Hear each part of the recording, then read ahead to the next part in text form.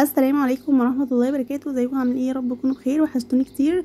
طبعا عملت معاكم قبل كده الكب كيك، بس كنت عاملاه بال البودره الجاهزه او اللي هو الكيكه الجاهزه.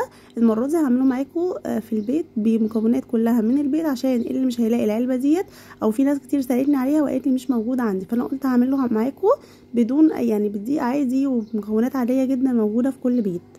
وعايزه اقول لكم هش جدا وجميل، ونتيجته كانت خياليه، يعني مفيش حد ضايقه. شايفين ابيض ازاي وقطني ازاي من جوه. اول حاجه عندنا بيضتين، وممكن نستخدم نص الكميه بس، يعني ممكن نعمل بيضه واحده وننصص كل المقادير. حطينا بيضتين وعليهم كيس من الفانيليا وكوبايه من السكر، لو عايزين مسكر شويه نحط كوبايه وربع، بس هو كان السكر بتاعه مظبوط. وهنحط كوبايه من اللبن وكمان نص كوبايه من الزيت. كل المكونات دي زي ما انتم شايفين في الخلاط، ولو مش عايزين نستخدم الخلاط ممكن بمضرب في طبق كده ونضربهم كلهم مع بعض، بس طبعا الخلاط افضل عشان يدوب السكر كويس جدا.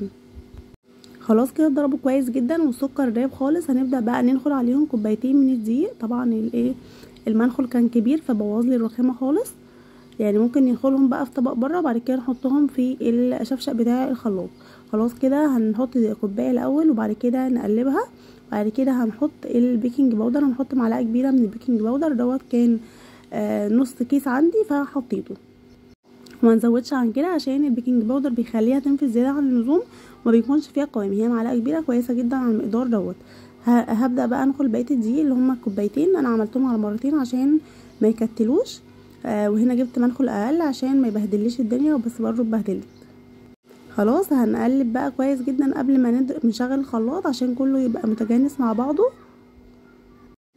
وعايزه اقول لكم قبل ما نعمل الخطوه بتاعه الدقيق والبيكنج باودر ديت، يعني ديت خطوه فاتتني في الفيديو فحبيت اقولها لكم او اركز معاكم عليها، ان احنا نكون محضرين القوالب الاول، لان القوالب بتاخد وقت شويه في الرص، فهنحضرها الاول قبل ما نعمل الخليط دوت، قبل ما نحط البيكنج باودر، لانه بيتفاعل بيتخمر بمعنى اصح. خلاص كده اتضرب ومبقاش فيه اي تكتلات، بس برضه هنقلبه كده تقريبا بسيطه بالشوكه عشان نتاكد ان مفيش اي تكتلات من الدقيق موجوده.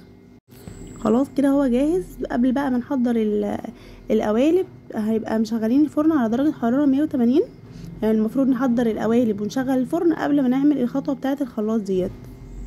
دي خطوه فاتتني شويه فقلت اقولها لكم.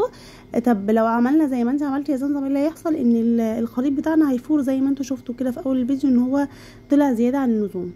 هنبدا بقى نحط في القوالب بتاعتنا. القوالب دي بتتباع كميه كبيره منها ب5 جنيه عند اي واحد بيبيع بلاستيكات، يعني اكياس البلاستيك اللي هو الالومنيوم او كمان الاسترتش، حاجات ديت هتلاقوا عنده القوالب بتاعه الكب كيك. وطبعا ديت اصح في الاستخدام من القوالب اللي هي الالومنيوم ديت، عامل زي الورق الزبده بالظبط بس على هيئه كب كيك. هنبدا بقى نصب الخليط زي ما انتم شايفين، بس مش هنصب للاخر، هنديله مساحه عشان لما يجي يعني ينفش او يعني يعلى في المسافه ديت.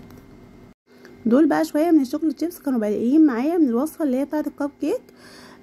لو فاكرين قلت لكم ان انا هشيلهم عشان هعمل لكم بيها وصفه. انا كان في نيتي ان انا اعمل لكم الوصفه ديت عشان لو حد ما لقاش العلبه بتاعه الكب كيك يعمل الوصفه ديت بمنتهى السهوله في البيت وبمكونات عاديه جدا. هنوزعهم بقى على الوش، وطبعا كان في شويه خليط باقيين من الخليط بتاعنا، هنحطهم في قوالب سيليكون زي ما انتم شايفين، لان ديت ما بتشيلش الكميه دي بس. شايفين عملوا الكميه دي كلها يعني كوبايتين دي، ولو عملنا كوبايه هتعمل لنا 12 قالب من الكب كيك. زي ما انتم شايفين نفشوا زياده عن اللزوم، المفروض هما يترفعوا لفوق، بس عشان البيكنج باودر اتحط بدري شويه فتفاعل مع بقيه المكونات. بس عايزه اقول لكم كانت هشه وجميله وعملت الكميه دي كلها، وطبعا اوفر بكتير. انا كنت جايبه العلبه دي ب55 جنيه، دولت ما كلفونيش على بعضهم يعني 30 جنيه بالكتير قوي.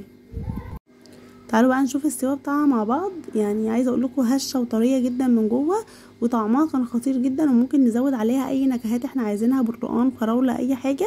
بنجيب كيس تانك ونحطه على الخليط قبل ما نوزعه. شايفين هشه وطريه ازاي، واللي في السيليكون برضو جميله ازاي. وبكده بقى يا حلوين الحلقه بتاعتنا تكون خلصت. يا رب تكون عجبتكم، يا رب ما طولتش عليكم. ولو الحلقه عجبتكم ما تنسوش تنزلوا تعملوا لايك وتعملوا تعليق حلو زيكم، واشوفكم بقى على خير الحلقه الجايه، والسلام عليكم ورحمه الله وبركاته.